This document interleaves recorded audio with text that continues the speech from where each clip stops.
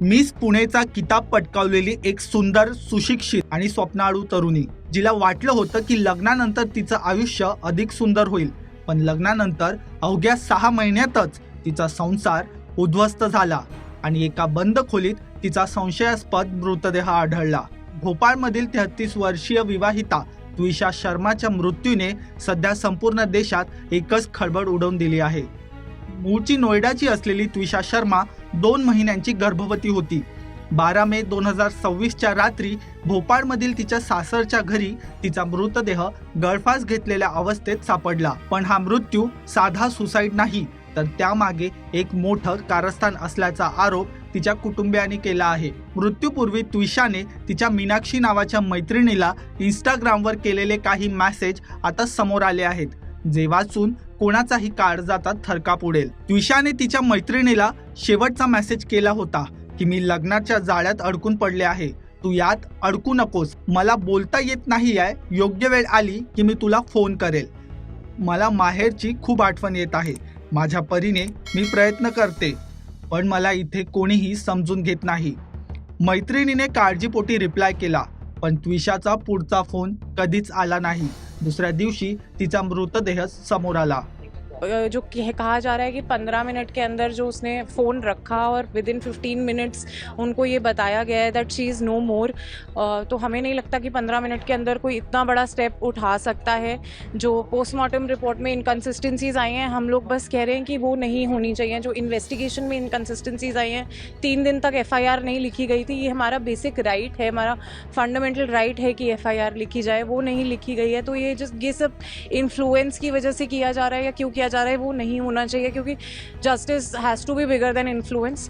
त्विषाचा नवरा समर्थ सिंग हा पेशाने वकील आहे। 2024 मध्ये एका डेटिंग ॲपच्या माध्यमातून या दोघांची ओळख झाली होती। ओळखीचे रूपांतर प्रेमात झाले आणि 2025 मध्ये दोघांनी थाटामाटात लग्न केलं। मात्र हा प्रेम विवाह अवघ्या 6 महिन्यातच हुंड्याच्या छळात बदलला, असा गंभीर आरोप त्विषाच्या वडिलांनी केला आहे। नमस्कार जी, मैं विक्टिम त्विषा का फादर बोल रहा हूँ। मेरी सरकार से अपील है कि यहाँ हम एक बहुत बड़े सिस्टम के खिलाफ लड़ रहे हैं। हम पहले दिन से जब 12 तारीख की 10:05 तक हमारी बात हुई बिटिया की, और उसके 15 मिनट बाद जो है उसकी डेथ हो गई, और हमें इसकी खबर जो है हमारे लगातार कॉल करने पर फोन नहीं उठाया जा रहा था।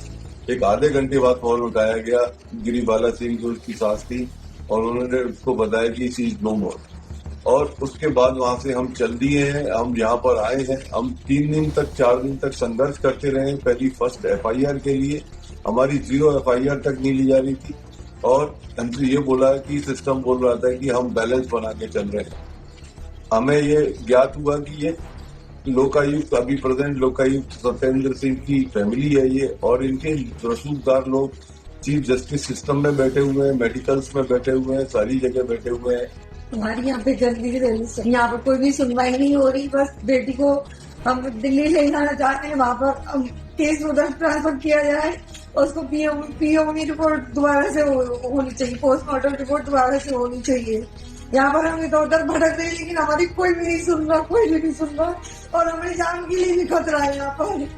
त्विषाचे वडील नवनिधी शर्मा यांच्या म्हणण्यानुसार सासरच्या लोकांनी हुंड्यासाठी त्विषाचा छळ सुरू केला होता। मृत्यूच्या रात्री 10 वाजता त्विषाने आईला फोन करून रडत रडत सांगितलं होतं की माझा खूप छळ केला जातोय, मी आता आणखी सहन करू शकत नाही। आता त्विषाचा पोस्टमार्टम रिपोर्टही समोर आला आहे। गळफास लागल्याने मृत्यू झाल्याचं स्पष्ट झालं असलं तरी तिच्या शरीरावर जखमांच्या अनेक खुणा आढळल्या आहेत, ज्यामुळे सासरच्या लोकांनी तिला मारहाण केल्याचा संशय बळावला आहे। एका वकिलाच्या घरात कायदा आणि लोकशाहीला काळीमा फासणारी ही घटना घडल्यानं संताप व्यक्त केला जात आहे। 2 जीवांचा बळी घेणाऱ्या या सासरच्या लोकांना कठोर शिक्षा होणार का, की हा तपास तांत्रिक बाबींमध्ये अडकून पडणार, याकडे आता सर्वांचं लक्ष लागलं आहे।